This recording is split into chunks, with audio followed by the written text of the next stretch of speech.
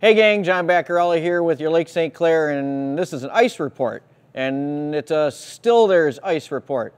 So I guess we just dodged another crazy bullet, although this time I guess you could say we got grazed, and I mean, you know, end of February, and you'd expect that because, so I'll just get right to it. So first place I went to this morning was down to Beacons Cove because I can see, you know, a lot of the good fishing areas from Beacons. Off the point at Beacons all the way to the point at Metro, we still have ice.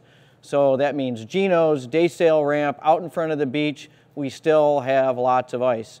Now, if you're going and you're looking out in front of Beacons, out to the middle of the lake and then down towards the mile roads, it's gone. So that ice is blown out. Will it come back? Who knows? I guess if we get the right wind again, it could come back. There was a lot of ice piling up into that corner there with the wind when I looked this morning, but now it's clocked around more to the west, northwest, so I'm thinking we got what we got and we should be thankful we got it. Went down to South River Road. If you look to the north from South River Road out of Harley, looking down towards the area down there by, I guess by Cotton and everything, I mean, there's a lot of open water out there off of the point going to the north. You can see where the ice had stacked up out there, so I mean, there's still a lot of ice floating around and so forth, but that's all open there. Over to the north in Candles and the bay, it's probably 60% ice covered still. You know, you still got those cuts where the water's flowing out from the Clinton River that's opened up, and there was actually a couple of guys out there on the ice when I was there today. So most of the ice over there we hung on to, but the next onshore breeze we get's gonna bust that all up most likely. And going farther, we're going to go down now towards Brandenburg, or actually we'll stop at Selfridge first. All the ice at Selfridge, still there. So we didn't lose anything there. Canals still look good. Main ice out on the lake looked good. Looking all the way down towards the barracks, we still had ice. You could see some waves on the horizon out there, but I'm guessing there's at least a mile, maybe 2 miles of ice, and then all the way down towards Brandenburg and Cotton Road. Now, next stop is going to be Brandenburg. The ice did blow out down at Brandenburg, okay? When I was down there this morning, you had about 100 feet of open water out, maybe 50, 60 feet past the pier head, but the ice didn't go very far. It can't. I mean, there's too much ice there for it to go, so it probably stacked up a little bit, and I'm guessing that's going to be froze again by this weekend, as soon as we got cold temperatures coming next several nights. So that open water stretch is probably going to be, I don't know, I'm afraid to say walkable, but it probably will be. So that'll lock that back in up there, I'm pretty sure.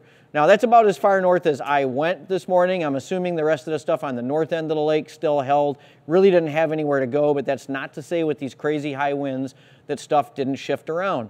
So if you guys are out this week on what we think is old ice, please pay attention, because if it's black ice, it is probably new stuff. It's probably stuff that when that ice moved around with those heavy winds, it's probably pretty thin. So use extreme caution. The other thing is, now with all of this open water we have on the lake, this ice could go at any time, okay? There's enough open water, especially off of here at the point at Metro. If we get the right winds, if we get any warmer temperatures, we could start losing chunks of ice. So you guys that like to go out and push the limit and go out there by the edge, you're going to be taking your chances now. If you're near shore, it should be pretty good. It should be locked in pretty good for quite a while, at least for the next coming week. Now, here's the fishing report part of all this, okay? With all of this open water, you guys can expect to have these fish move in.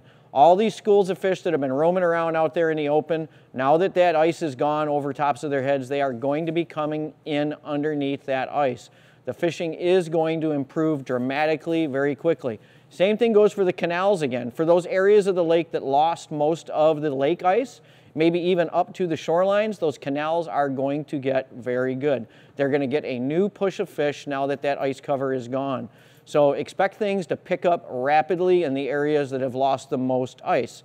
That's all I got. As conditions change, or if they change, I will try to update you guys, maybe in the form on Facebook with just some notes and some pictures.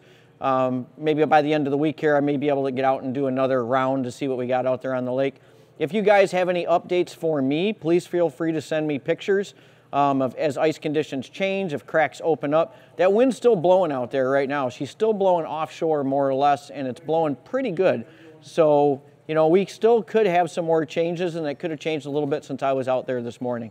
So with all that said, looks like we dodged another bullet and gonna have some more ice for you guys for at least another week or so.